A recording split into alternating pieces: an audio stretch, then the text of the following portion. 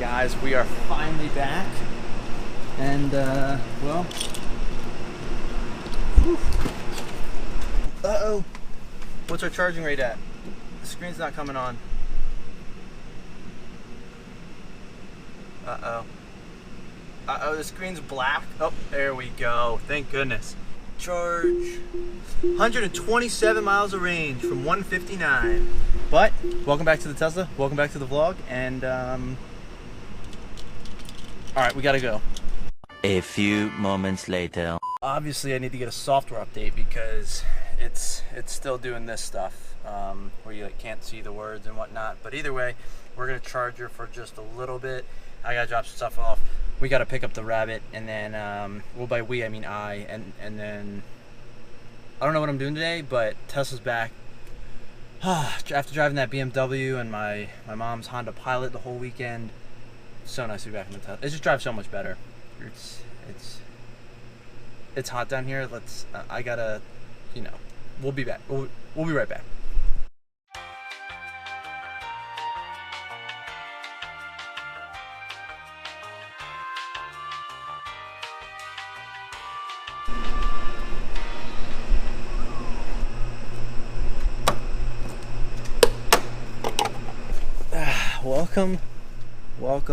Welcome back to the Tesla.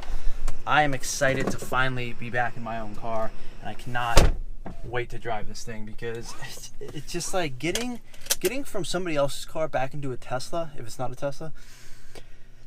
There's nothing quite like it. Granted, if you go from like a supercar to a Tesla, I don't know, because either way, nothing quite like a Tesla. That acceleration with zero shifting, anyways, let's get out of the garage. Let's get out of here. I gotta drop some stuff off at my parents' house. I gotta pick up our little Rabbit Sadie, and then we'll see what's going on the rest of the day. But until then, we got our nice new touchscreen. Greens are greener, blues are bluer, whites are whiter, and we're looking pretty good. Except, I don't know what's going on down here. So yeah, there's some iffy things, but hopefully we'll get an update soon. I can't even see what version I'm running on, but it looks like 2019.16 maybe. So hopefully I'll get an update while I'm out and about, but until then, let's get out of here.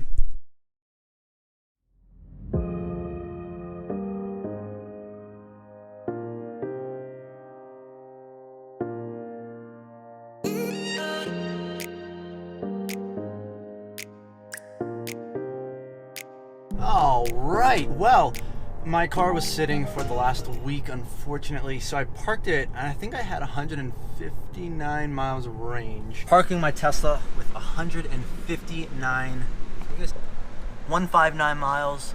I don't know what it will be at when I get home. More to come.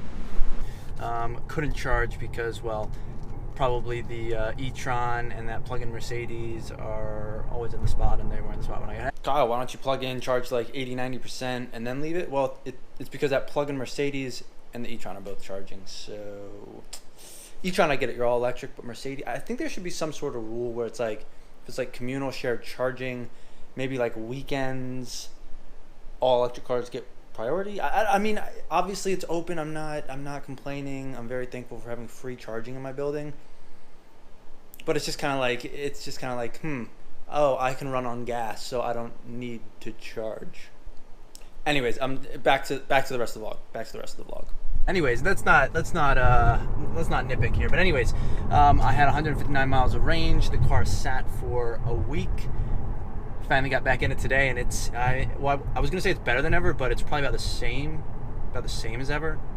Well, it's better than it was like 3 or 4 weeks ago when I had all those issues with it. If you want to see those, I blew the drive unit.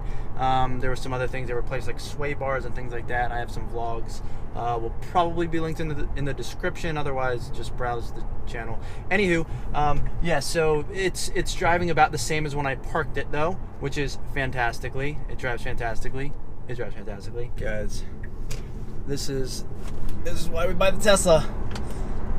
Just a quick 0 to 60 sprint in a little over 4 seconds because I have the P85. It's rear wheel drive only, but it gets the job done. Anywho, back to what I was saying. I parked my car with, I think, 159 miles of range. I got back at 127 miles of range, so that's roughly 32 miles of range. gone. So yes, that is just a sheer phantom drain on the car. Watch out, crash reported ahead. Oh goodness. Police, police, police. This is not good. He like was about to pull out and then backed up. Luckily I'm doing the speed limit. I actually might be going under the speed limit. I lost about 32 miles of range. That's just due to phantom drain, the car sitting.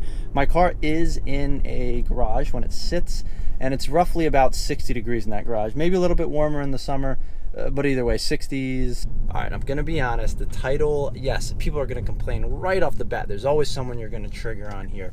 But the title should probably say why you shouldn't always road trip in a Tesla, but I'm probably just gonna make the title why you shouldn't road trip in a Tesla because more people are gonna click on it, I'll be honest. But the point is, it doesn't always make sense to road trip a Tesla, and this is my most recent experience. Well, I guess I didn't really experience it because I didn't take my Tesla, but this is what I found out after going to this destination and why it doesn't necessarily make a whole lot of sense to take a Tesla unless you have like another car to subsidize what the Tesla could potentially lack in range abilities. So here we go. And on the topic of phantom drain and just charging in general, back to my vacation too. So obviously I didn't take my Tesla. I experienced a little bit of phantom drain, but if I had taken my Tesla, road tripping in a Tesla, depending on where you go, it's a very tricky situation. You see, I was going to the top of Wintergreen Resort, and I'm sure someone will comment knowing good superchargers nearby, or I guess charging nearby maybe, because the thing is the closest superchargers, from what I can tell on the map, we're about 45 minutes away. So that's fine and all if you're just, you know, stopping into the supercharger. You can get to your destination. You can probably always plug in via just like a 110 volt outlet, whatever, but you would definitely need an extension cord.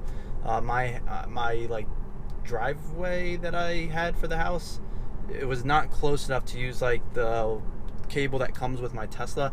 I definitely would have needed one extension cord at least. But even then, you're only charging at around 3 miles an hour, maybe 4 miles an hour if there's nothing else on the circuit and you're getting the full juice out of it. But the problem is that supercharger being 45 minutes away means you can't use it to supercharge while you're driving around for a vacation.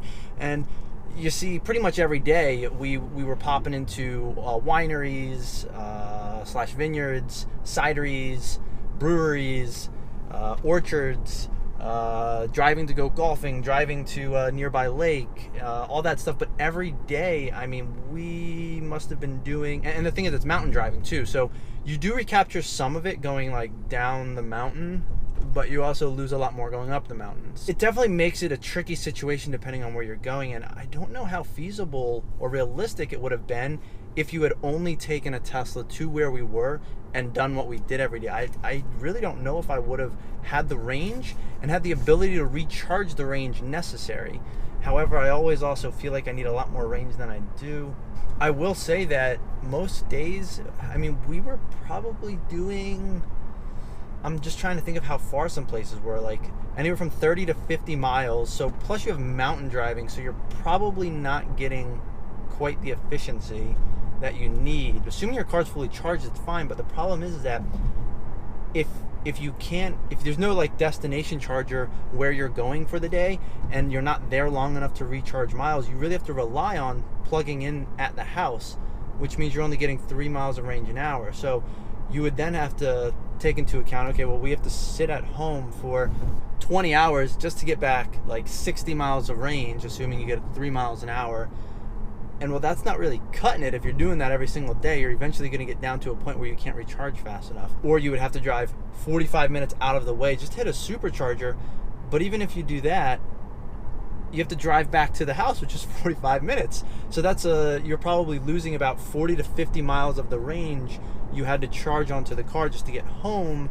And it just takes a lot out of the day because you're already doing a lot of driving as it is. It's mountain driving, so you're not driving super quickly. So even things that are 15 miles away take, 30 minutes. So I really don't know how feasible it actually would have been to only have a Tesla for this last vacation. I hate to say it. I really hate to say it, but if you had a house there, or maybe I'm missing a destination charger that's at Wintergreen Resort. The problem is, as far as I'm aware, there weren't any.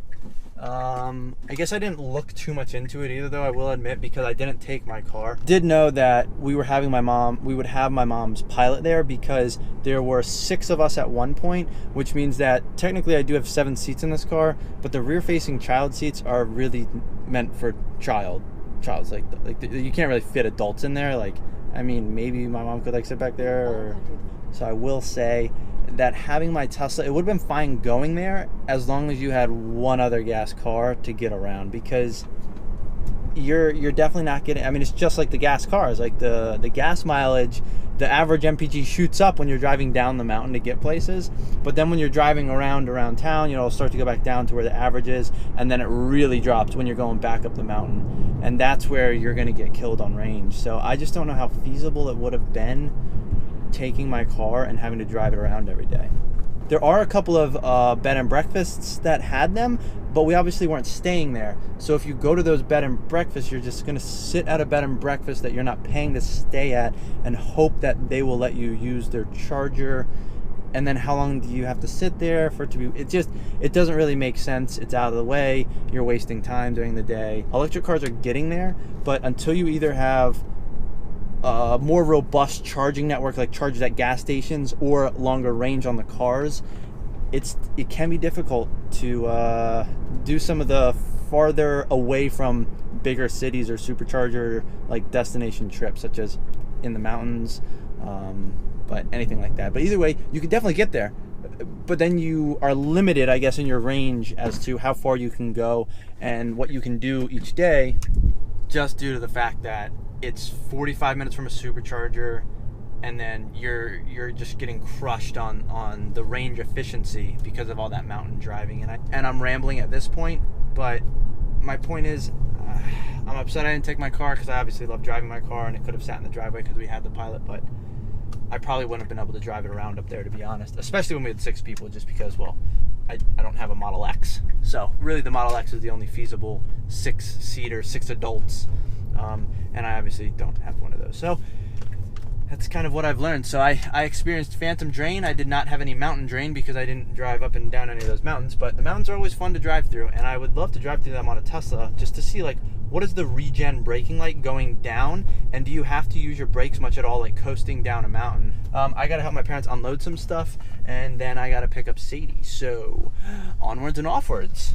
So really, when all is said and done, I think it just depends on like patience, planning, and your determination to want to take a Tesla on like a road trip like this. For example, if you found a bed and breakfast, or if there is a destination charger at Wintergreen that you can use, and you want to take the time every single night or every morning or whenever it is to go charge your Tesla, it's definitely very feasible. You do have to like mentally plan and prepare and know sort of like, okay, like what am I getting myself into? And it just takes a lot more thought process and planning than like spur of the moment, like, we're not really sure what we're going to do today, but maybe we can go to these vineyards and this brewery and to the lake and then back to the mountain. And then it's like, oh, we don't have enough range on the Tesla, we're in trouble. So but either way, Tesla's fantastic cars, definitely can road trip to 75, 80, 95% of places, but there's always going to be those cases where you could probably still do it. It adds a level of complexity, planning, and time. And if you don't have that infrastructure perfectly set up, it can be a real pain. So it might have worked out. I don't know, but I don't think it would have been ideal for our situation and our needs. I probably would have had to trickle charge at 3 to 4 miles an hour of range every single night if we were actually driving my car every day. But as a secondary car, it would have been fantastic. Albeit I probably would have still stopped at one supercharger along the way, but fantastic cars. I do highly recommend them, and I think that in most households, most two-car households could easily have one Tesla and one something else. Drive what you love what you drive, and I think that's the key here. I love driving my Tesla. I love having it, and I just mentally know that, all right, I may have to plan for things because I share a charger in my building, and when I go on long road trips, I only have 250 miles of range if I'm fully charged. Otherwise, it's really closer to like 200 to 230. Anyways, I think that's probably gonna wrap up today's vlog because I'm just rambling at this point. I gotta go pick up Sadie the bunny still. I grabbed some food from my parents' house. Also, thank you, Mom and Dad, for a fantastic vacation. I had a blast. Hope you guys had a blast.